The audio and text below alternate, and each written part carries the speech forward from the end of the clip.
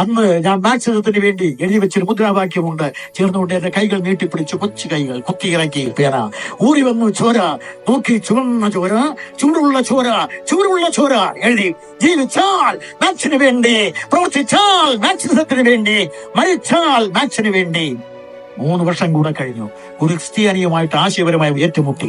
ഞാൻ പറഞ്ഞു, കച്ചവടക്കാരായ ഇംഗ്ലീഷുകാർ കപ്പലിൽ കയറ്റി ഇറക്കുമതി ചെയ്ത യേശു ക്രിസ്തുവിനെ കപ്പലിൽ കയറ്റി തിരിച്ചയക്കും. മാത്രമല്ല, അന്ന് ക്രിസ്തു ശത്രുക്കൾ ഇവിടെ വന്നിട്ടില്ല. ആ സമയത്താണ് ഞാൻ പറഞ്ഞത്, ഈ ക്രിസ്തുവിനെ കപ്പൽ കയറ്റും. ഞാൻ പറഞ്ഞു, ഈ ക്രിസ്തു ഞങ്ങൾക്ക് വേണ്ടേ വേണ്ട, ആക്കവനെ കടൽ കടത്തും, കപ്പൽ കയറ്റുമെന്ന്. പക്ഷേ ഞാൻ സ്വപ്നം വിശ്വസിക്കുകയില്ല, ദർശനം അന്നും ഇന്നും വിശ്വസിക്കുകയില്ല. അവൾ പ്രിയ സ്വപ്നമൊന്നും കണ്ടിട്ടില്ല ഞാൻ. പക്ഷേ എന്റെ ഒരു ആശയ മനസ്സിന്റെ മന്ത്രണം എന്ന് പറയാം.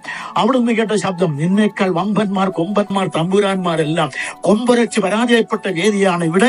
അതുകൊണ്ട് നസറായനായ യേശുവിനോട് ആളറിയാതെ ഏറ്റുമുട്ടാൻ പോയി. അങ്ങനെ ഏറ്റുമുട്ടാൻ പോയി.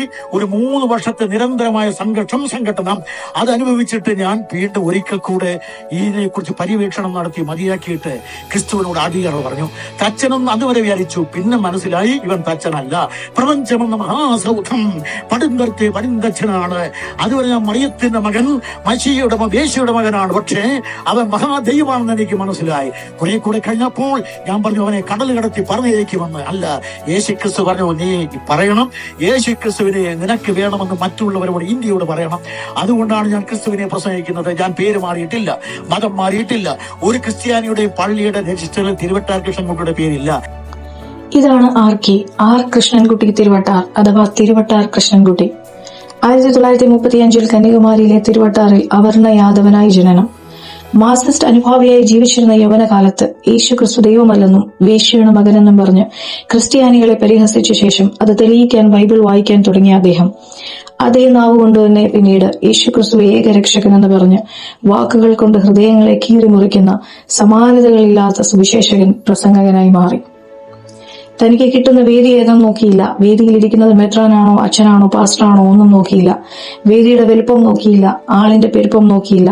ചന്തയിലും തെരുക്കോണുകളിലും പള്ളികളിലും കൺവെൻഷനുകളിലും മുക്കിലും മൂലയിലും എവിടെയെല്ലാം അവസരം കിട്ടിയോ അവിടെയെല്ലാം അദ്ദേഹം സകല ലോകത്തെയും സകല മതഗ്രന്ഥങ്ങളെയും ഖണ്ഡിച്ചുകൊണ്ട് വിളിച്ചു പറഞ്ഞു, യേശു ക്രിസ്തുവാണ് ഏകരക്ഷകൻ, അവനാണ് പ്രജാപതി, അവനാണ് ഉദ്ധാരകൻ, അവനാണ് നിസ്തുല്യൻ. ലോക ചരിത്രത്തിൽ അനേക മഹാന്മാർ ജനിക്കുകയും ജീവിക്കുകയും ചരിത്രം ചമയ്ക്കുകയും ചെയ്തിട്ടുണ്ട്. പക്ഷേ യേശുക്രിസ്തുവിനെ പോലെ ചരിത്രമുള്ള, ചരിത്രത്തിൽ എന്നേക്കുമായി സമർത്ഥമായി ജീവിക്കുന്ന ക്രിസ്തുവിനെ പോലെ ഇത്രയേറെ ആളുകളെ ആകർഷിച്ചടിപ്പിച്ചിട്ടുള്ള അനന്യസാധാരണമായ ഒരു വ്യക്തിപ്രഭാവം ലോകത്തിൽ ഉണ്ടായിട്ടില്ല. ലോക ചരിത്രത്തിൽ ഇത്രയേറെ പ്രസംഗിക്കപ്പെടുന്ന, ഇത്രയേറെ പ്രകീർത്തിക്കപ്പെടുന്ന, ഇത്രയേറെ ആരാധിക്കപ്പെടുന്ന, ഇത്രയേറെ വിമർശിക്കപ്പെടുന്ന, ഇത്രയേറെ ആലേഖനം ചെയ്യപ്പെടുന്ന, ഇത്രയധികം ആലാപനം ചെയ്യപ്പെടുന്ന മറ്റൊരു വ്യക്തിപ്രഭാവം ഇന്നയോളം ഉണ്ടായിട്ടേയില്ല. എന്നോട് പഠിപ്പിനെന്ന് ആധികാരികമായി പറഞ്ഞവൻ അനന്തതയിൽ നിന്ന് അവനിയിലേക്ക് ഇറങ്ങി വന്ന് അഖില ലോക ജനകോടികളെ തന്റെ അടുക്കലേക്ക് ആഹ്വാനം ചെയ്ത് അവരെയെല്ലാം അക്കമിട്ട് അണയിട്ട് പഠിപ്പിച്ച അനശ്വരനായ അധ്യാപകനാണ് നമ്മുടെ കർത്താവായ യേശുക്രിസ്തു. ആധ്യാത്മികം, ഭൗതികം എന്ന് വേണ്ട സാംസ്കാരികം എല്ലാ മണ്ഡലങ്ങളെയും അവിടുന്ന് പഠിപ്പിക്കുകയുണ്ടായി. ക്രിസ്തുവിന്റെ ഉപദേശങ്ങളെ ക്രോഡീകരിച്ചാൽ 3 വാക്കുകളിൽ കൊണ്ട് നമുക്ക് വിശദീകരിക്കാം. സ്നേഹിപ്പിൻ, കൊടുപ്പിൻ, രചിപ്പിൻ. 3 വാക്കുകൾ. ഈ കർത്താവായ യേശുക്രിസ്തു മരിച്ച് അടക്കപ്പെട്ട് ഉയർത്തെഴുന്നേറ്റുന്നത് അനുഗ്രഹീതമായ കാലകതിരവനായി ശോഭിക്കുന്ന കർത്താവ്. 2, ലോകത്തെ സത്യത്തിലേക്ക് നയിക്കുന്ന സത്യത്തിന്റെ ഏറ്റവും വലിയ ആൾരൂപം. 3, മനുഷ്യവർഗത്തെ ആഗ്രഹിക്കുന്നതായ നിത്യജീവൻ പ്രദാനം ചെയ്യുന്ന അമൃതദായകനായ ക്രിസ്തു. കർത്താവായ യേശുക്രിസ്തു ലോകാധിപത്യം കൈവരിച്ചെങ്കിൽ മാത്രമേ ലോകം ഇനി ശരിയാകുകയുള്ളൂ. അതുകൊണ്ട് അതുവരെ അഴിമതി, അധർമ്മം, അരാജകത്വം. ലോകത്തെ ഒടുവിലായി ഒരു കാര്യം പറഞ്ഞ് അവസാനിപ്പിക്കാം. ഇന്ന് വരെ ഉണ്ടായിട്ടുള്ള സകല പ്രസ്ഥാനങ്ങളുടെയും ആകെയുള്ള എല്ലാ അഭ്യർത്ഥനകൾക്കും, അപേക്ഷകൾക്കും, പ്രാർത്ഥനകൾക്കും, ചോദ്യങ്ങൾക്കുമുള്ള ഏക ഉത്തരം നമ്മുടെ കർത്താവായ യേശുക്രിസ്തുവാണ്.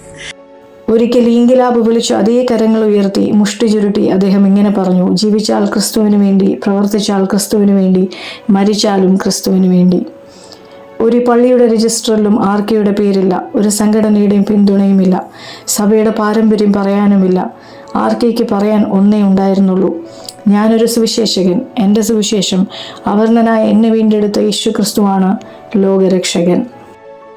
പള്ളിയിലെ കച്ചവട സംഘത്തിന് നേരെ ചാട്ടുപാറെടുത്ത യേശു ക്രിസ്തുവിനെ പോലെ തെറ്റിനെ വാക്കുകൾ കൊണ്ട് ആഞ്ഞടിക്കാനും ആർക്കെ മടി കാണിച്ചില്ല. തന്റെ പ്രസംഗങ്ങൾ അനേക ധീരയോദ്ധാക്കളായ ക്രിസ്തുഭക്തന്മാരെ വാർത്തെടുക്കാനും അനേകർ ഏകസത്യ ദൈവത്തെ കൈക്കൊള്ളുവാനും ക്രിസ്തുമതം പ്രഘോഷിക്കപ്പെടുവാനും കാരണമായി.